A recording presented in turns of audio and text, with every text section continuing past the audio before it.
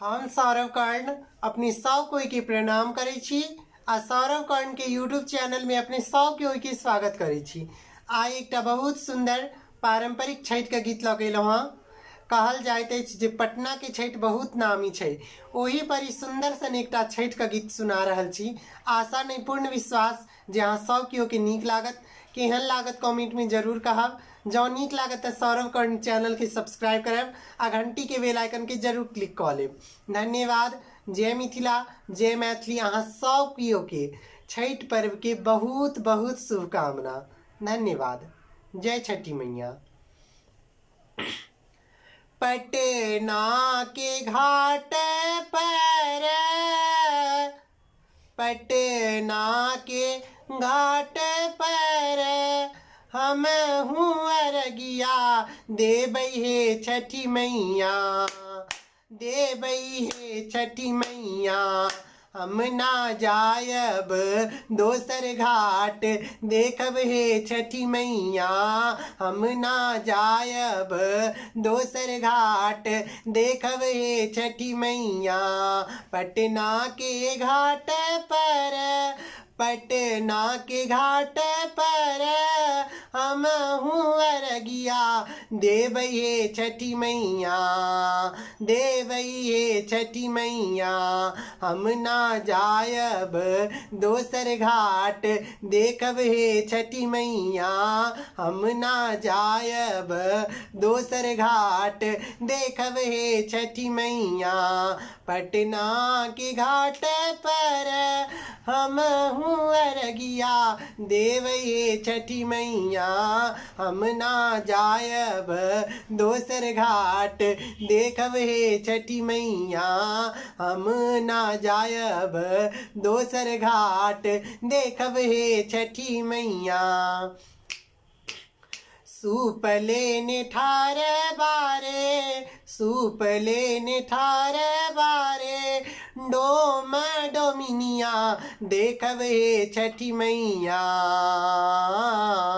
सूप लेने ठार बारे देव डोम डोमिनिया देखब हे छठी मैया, देखब हे छठी मैया। ओही सुपर गादियाई देखब हे छठी मैया, ओही सुपर गादियाई देखब हे छठी मैया। हम ना जायब दोसर घाट देखब हे छठी मैया, हम ना जायब दोसर घाट देखब हे छठी मैया।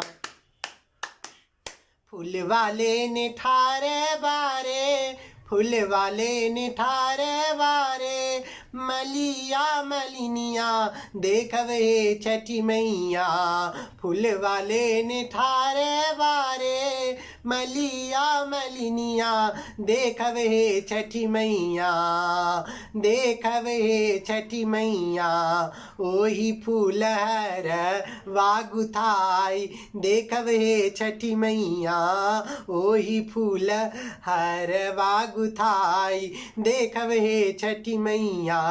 हम ना जायब दोसर घाट देखब हे छठी मैया, हम ना जायब दोसर घाट देखब हे छठी मैया। केलवा सेव नारियल कीना, केलवा सेव नारियल कीना गेली बजरिया देखब हे छठी मैया। केलवा सेव नारियल कीना गईली बजरिया देखब हे छठी मैया, देखब हे छठी मैया। ओतही लागल बड़ी देर देखब हे छठी मैया, ओतही लागल बड़ी देर देखब हे छठी मैया। हम ना जायब दोसर घाट देखब हे छठी मैया, हम ना जायब दोसर घाट देखब हे छठी मैया। भूल चूक हमारी मैया, भूल चूक हमरी मैया राखब ने धियन माँ देखब हे छठी मैया। भूल चूक गलती हमरी भूल चूक हमर मैया राखब ने धियन माँ देखब हे छठी मैया। देखब हे छठी मैया हमरो अरजिया लेहब मान देखब हे छठी मैया हमरो अरजिया लेहब मान देखब हे छठी मैया। हम ना जायब दोसर घाट देखब हे छठी मैया हम ना जायब दोसर घाट देखब हे छठी मैया। पटना के घाट पर पटना के घाट पर हम अरगिया देव हे छठी मैया।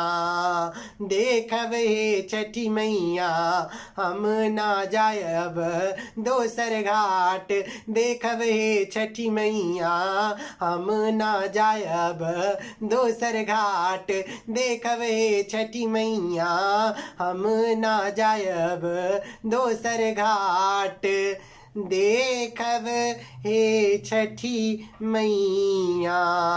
देखब हे छठी मैया। धन्यवाद।